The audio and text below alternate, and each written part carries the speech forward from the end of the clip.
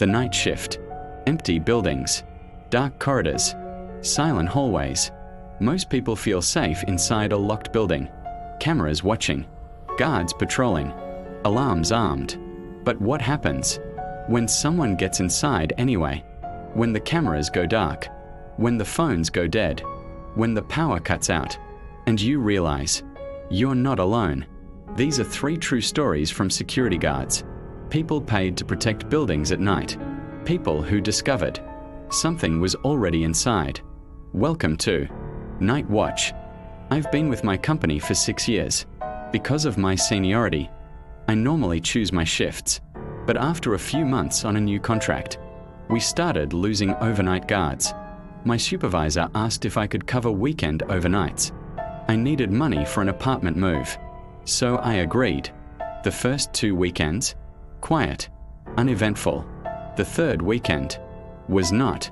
The contract was for a large government office building, 6 stories, in the middle of nowhere, surrounded by a 10-foot metal fence, topped with barbed wire, 1 entrance, 1 exit, 3 miles from the nearest highway. Beyond the fence, nothing but woods, no houses, no buildings, no civilization for miles. A violent thunderstorm was raging outside. I was in the top floor camera control room. 3 large monitors, live feeds from inside and outside, lights off, watching a movie on my phone, just killing time. I got up to stretch, decided to grab an energy drink. Before leaving, I peeked through the blinds at the storm. Wind, rain, debris flying across the parking lot. Then, lightning flashed, and in that split second, I saw a figure darting from one tree to another, beyond the fence, about 20 feet apart. I waited for another lightning strike. It came, but this time, nothing. I convinced myself I was just tired. I grabbed my energy drink, downed it. When I returned to the control room, one of the cameras was out, the camera overlooking the back parking lot. I looked through the window. It was dangling from its wires. I assumed the wind knocked it loose, logged it, went back to my movie. Then, the access alert sounded. That tone only triggers when someone enters a secured area, using a keypad code. I checked the monitor. Back entrance, the same area where I saw the figure. System showed a green light. Someone had entered the correct code. It couldn't be a worker. We would have been notified. It wasn't another guard. I would have known. I tried calling police. Phone line, dead. My cell phone, no service. Then, the power went out. Total darkness. I ran to the stairwell, planning to reach the lobby. Escape to my truck. Pitch black inside. I moved quietly. The generator room was in the basement. If someone cut the power, they'd be down there. I made it to the 4th floor when I heard a door open below me, then heavy footsteps, climbing the stairs. Slow, deliberate. I was armed, but I didn't want to shoot anyone. I turned and ran quietly back up, toward the 6th floor. Near the top of the stairwell, a ladder, leading to a roof hatch. I planned to hide in the darkness. As I turned, my gun struck the metal railing. Clang. The footsteps stopped. Then, they started running. Fast. Toward me. I sprinted up the ladder. At the top, I slammed the stairwell door open. Let it crash shut. A diversion.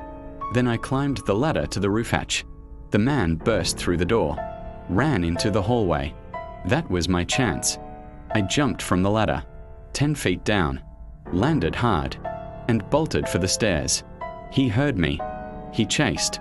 We both sprinted down the stairwell. I stayed 1 floor ahead. When I reached the lobby, a loud crash behind me, a cry of pain. Maybe he fell. I didn't wait to find out.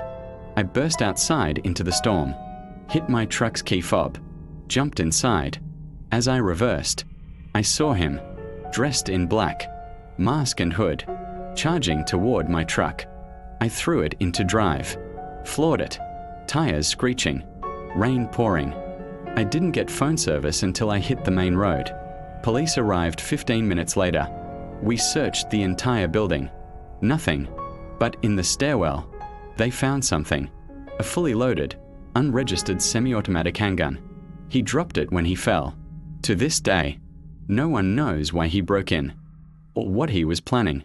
And I'm just thankful. Luck was on my side.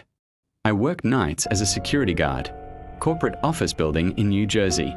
Most nights were boring, until one night, around midnight, I noticed movement on the garage camera. A man, wearing a long dark coat, moving slowly between cars. The garage should have been empty. Only authorized personnel could enter, and no one had access that night. He wasn't heading to a car. He was just wandering, like he was checking if anyone was around. Something about the way he moved felt wrong. I called my supervisor. He told me to monitor the cameras, but my gut told me to go down. I went to the garage. Silent, empty, no one there. I went back upstairs, looked at the feed again. He was there, in the exact same spot, as if he'd never moved, which meant he had seen me. He moved toward the stairwell, then vanished from camera. Minutes later, the elevator opened in the lobby. No one inside, but on the polished floor, wet barefoot footprints, leading into the building. It was freezing outside. Why barefoot? I called for backup, but I still did a patrol. 5th floor, dark hallway, one office door, slightly open. I checked inside, empty. Then, footsteps behind me, wet, heavy, not mine. I swung my flashlight. At the end of the hall, the man in the coat, walking fast, toward me. I ran. He followed. I dove into the stairwell, slammed the door.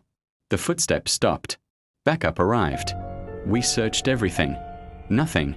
Even worse, the camera footage from when he appeared was corrupted, missing, like he was never there. I quit within a month. To this day, I still check over my shoulder in parking garages, because I know it wasn't a ghost.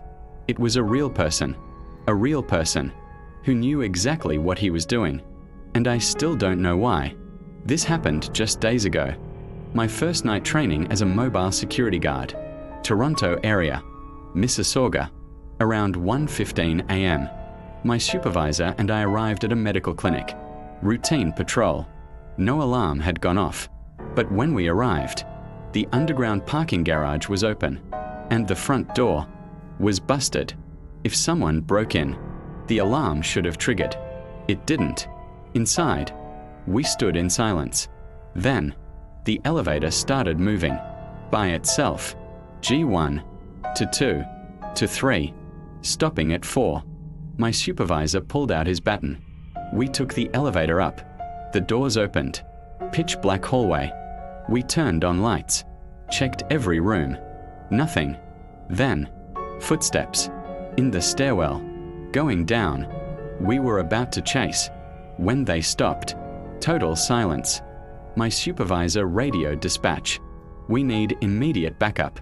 Someone is in the building with us, possibly armed. We stayed upstairs. The suspect was on the ground floor. If we used the elevator, he could ambush us in the lobby. If we used the stairs, he could be waiting at every landing. So we waited. 15 long minutes. Our senior supervisor arrived. We searched floor by floor. Nothing. Then, the front door opened. Footsteps. Running. Outside. By the time we reached the entrance, he was gone. No sign of forced entry on the alarm. No sign of how he got in. Nothing. We never found him. Never found how he entered. Never found what he wanted. And this weekend, I'm scheduled to return to that clinic. Alone. 3 buildings. 3 nights. 3 guards who discovered something was already inside. A government building in the middle of nowhere. A parking garage with wet barefoot footprints. A medical clinic where elevators move on their own. These are real buildings. Real people. Real fear. Most of us walk into buildings every day, trusting the locks, the cameras, the alarms, believing they'll keep us safe. But locks can be bypassed. Cameras can go dark. Alarms can be silenced, and the person paid to protect the building can become the one who needs protecting. So the next time you walk into an empty building and the lights flicker and you hear a sound that shouldn't be there, trust your instincts. Run. Don't look back, because sometimes the danger isn't outside the building. It's already inside. And always remember, the silence can be the loudest warning.